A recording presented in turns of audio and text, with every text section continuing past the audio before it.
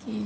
So hari ni kan Maulidur Rasul kan. So macam mana kita nak menanam kecintaan kita kepada Rasulullah kan. One of it adalah dengan selawat tu. Tapi kedua adalah dengan mengetahui sirah Rasulullah. So akak teringatlah bila mana Maulidur Rasul ni, akak teringat satu kisah which is Rasulullah waktu tu tengah berdakwah kepada penduduk Taif kan.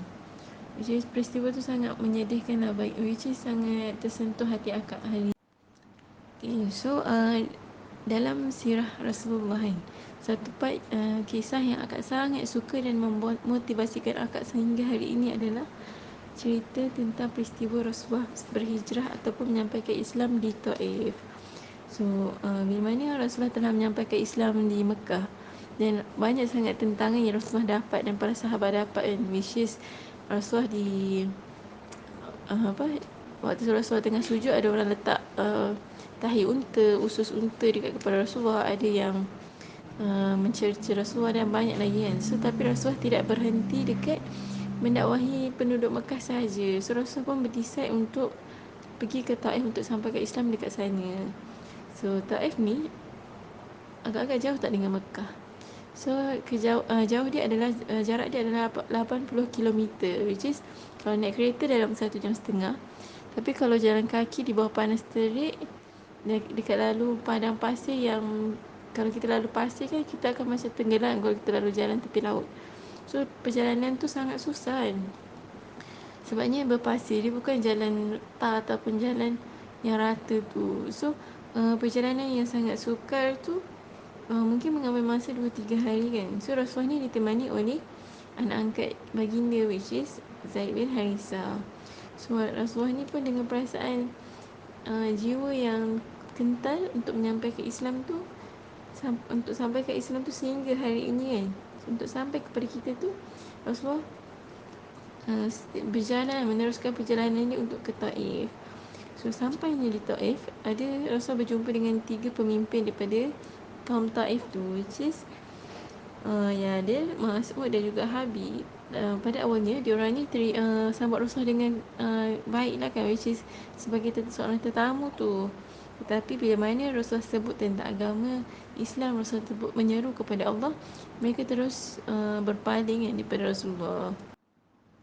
So apa yang 3 pemimpin tu berkata kepada Rasulullah kan, which is mereka telah bangun dan berkata kepada Rasulullah, demi Allah, aku tidak akan beriman kepada kamu sehingga terkoyaknya kelambu Kaabah. Maksudnya dia bersumpah dan dia tak akan beriman kepada Rasulullah sampailah Kaabah punya kelambu tu koyak, which is mustahil lah benda tu kan. Which is benda tu dia bersumpah dengan benda yang tak akan terjadi. So maknanya dia tak akan beriman lah kepada Allah tu. Seterusnya saudaranya yang kedua pula bangun dan berkata, apakah Allah tidak ada pilihan lain daripada dari kamu untuk dilantik menjadi Rasul? Kedua ni dia menghina Rasulullah pula, which is dia kata tak ada orang lain kan yang Allah pilih untuk menyampaikan Islam ni. Kenapa kau kan? Kenapa Nabi Muhammad tu?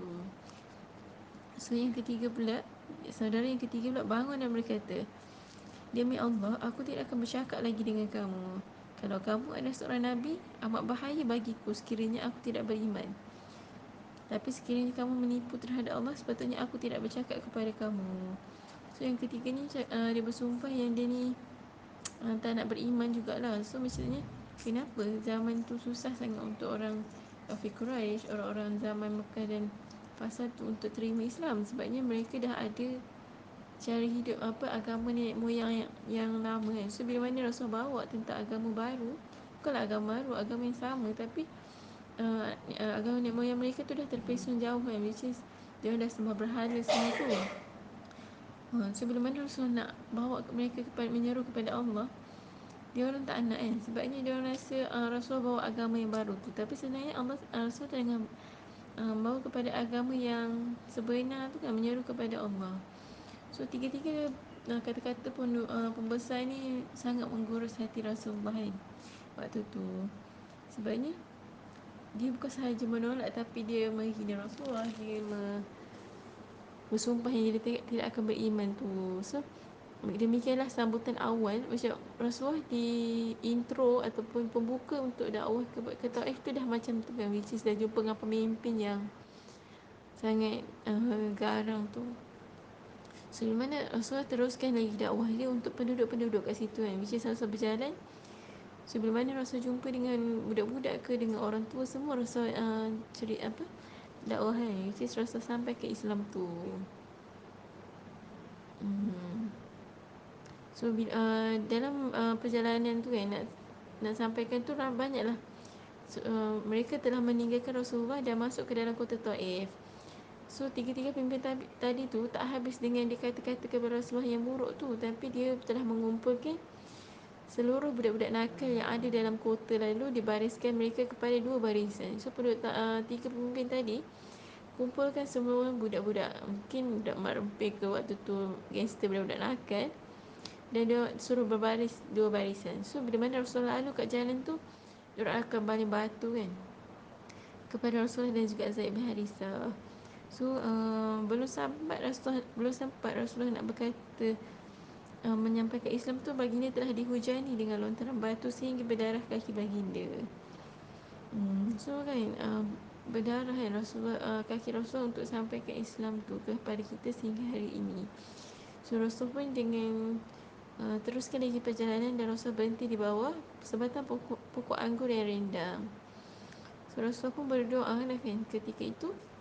Rasul berdoa, ya Tuhanku, aku mengadu keletihan tenagaku, kekurangan helahku dan juga kehinaanku di hadapan manusia.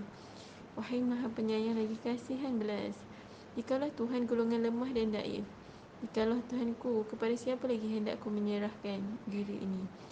Kepada orang yang jauh membenci daku, ataupun kepada seteru yang telah kau beri kuasa mengatasi daku? So Rasulullah dalam kalau tengok doa Rasulullah ni, Rasulullah mengadu keletihan dia, kekurangan Rasulullah kepada Allah kan, dengan kepada Allah yang Maha menyayang lagi Maha Pengasih tu. Tapi Rasulullah tak ada pun menyalahkan kaum tu kan, which is, ya Allah, kenapalah kaum ni terlalu degil kan. Tapi Rasulullah just mengakui yang kenapa penduduk tu tak terima dakwah dia adalah sebabkan kekurangan Rasulullah, kekurangan diri Rasulullah, ataupun kekurangan tenaga Rasulullah tu. So kalau kita tengok doa ni, betapa tulusnya kasih seorang Nabi kan kepada umat dia, kepada kenapa Rasulullah still sampaikan dakwah, walaupun sampaikan Islam ni kepada penduduk Taif tu, walaupun dia dibaling batu kan. Sebab Rasulullah tahu kalau lah Rasulullah tak buat macam tu, satu hari nanti takkan ada orang yang beriman kepada Allah. Satu hari nanti tak ada orang yang kenal agama Islam ni kan, which is kita tu lah. So kasih sayang kepada umat tu terlalu dalam yang menyebabkan Rasulullah still buat benda tu. So datanglah Allah turunkan malaikat Jibril dan juga malaikat yang menjaga bukit bukau dan gunung. Jibril pun tanya kepada Rasulullah, wahai Rasulullah, Allah telah mengutuskan kami kepada kamu. Kalau kau nak, bolehlah perintahkan malaikat ni untuk menelangkupkan Mekah ni dengan dua bukit tu, maka musnahlah penduduk Mekah dan Taif tu. So Allah suruh Jibril offer lah kepada Rasulullah, nak tak kalau kami ni terbalikkan je bumi Taif tu dengan gunung kan, kita hempak mereka dengan gunung. So Rasulullah tu Rasul jawab apa? Mestilah Rasul kata tidak, jangan kau telangkupkan bumi dan juga gunung tu kepada mereka. Lepas tu Rasul pun berdoa, ya Allah, berilah petunjuk kepada kaumku, sungguhnya mereka tidak tahu. So maksudnya Rasulullah still doakan untuk kaum dia mendapat petunjuk, dan juga Rasul tahu sebab kenapa dia buat macam tu, sebab mereka tidak mengetahui. So sampainya dekat bawah, tiba-tiba ada seorang hamba ni, which is Adas, dihantar oleh tuan dia untuk bagi anggur dekat Rasulullah kan. So daripada kisah yang dakwah Rasulullah di Taif tu kan, akak rasa macam terlalu, ya Allah, betapa cintanya Rasulullah kepada umat-umat dia kan. Waktu tu umur Rasulullah mungkin dah 50 tahun, 40 lebih tu. So kalau kita tengok kalau nak tengok umur Rasulullah dengan nak buat kerja dakwah tu, sangat kesian lah kan, which is dah tua tu, tapi Rasulullah still teruskan juga tugas dia kan. So akak teringat surah At-Taubah ayat 128. Allah berfirman, sungguh telah datang kepadamu seorang Rasul dari kaummu sendiri. Berat terasa olehnya penderitaanmu. Sangat menginginkan keimanan dan keselamatan bagimu. Amat belas kasihan lagi penyayang terhadap orang-orang mukmin. Sadaqallahul Azim. So dalam ayat ni, Allah kata telah datang kepada kita seorang Rasul daripada kaum kita sendiri. Which is berat terasa olehnya penderitaan. Maksudnya Rasul dah rasa sangat berat penderitaan tu. Uh, Which is Rasul sangat rasa nakkan setiap daripada kita ni mendapat keimanan dan juga keselamatan tu. Which is bukan keselamatan dunia sahaja, tapi keselamatan akhirat, keselamatan untuk kita ni dapat Islam dan masuk syurga tu. Dan Rasul sangat kasihan terhadap orang-orang mukmin. So maksudnya Rasulullah ni walaupun telah lama wafat, telah lama pergi meninggalkan kita, which is satu figure yang kita tak pernah kenal ataupun kita tak pernah jumpa, tapi dia sangat dekat kan. Which is kita belum lahir lagi, Rasulullah dah kisah pasal kita, Rasulullah dah fikir dah pasal umat dia tu kan. So kalaulah kita ni adakah cukup untuk kita ni sekadar mengucapkan selawat ataupun selawat dalam solat tu je sahaja kan? Tak kan. Which is kalau kita tengok Islam sekarang ni berada pada jurang sangat rendah. Which is ditindas dekat Palestin, dekat China, Uyghur, dekat Syria. So umat Islam sekarang ni sedang ditindas tu kan. Which is kalau Rasul ada, mesti Rasul sedih melihat umat dia ditindas. Orang Islam sendiri jauh daripada Al-Quran. Dan banyak lagi